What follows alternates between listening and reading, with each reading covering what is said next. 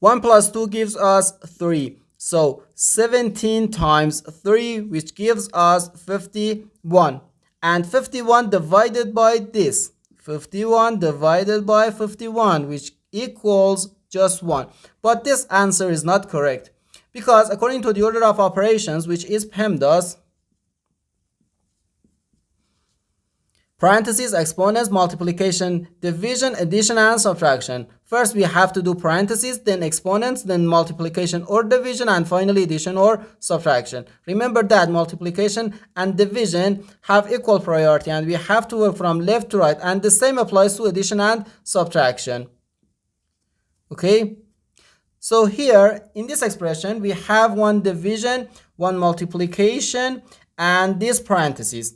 In mathematics, when a number is placed next to parentheses, it means multiplication, and we usually don't write the multiplication sign for brevity. So here we have a multiplication. So according to the order of operations, which is PEMDAS, first we have to do this parentheses, and after this parentheses we have one division and one multiplication. As I said, multiplication and division have equal priority, and we have to work from left to right.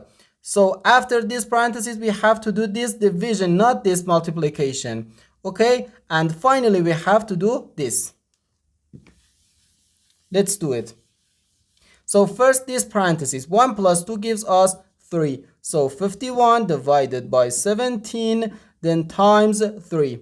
Now we have to do this division. 51 divided by 3, which gives us 3. So 3 times 3 is equal to 9.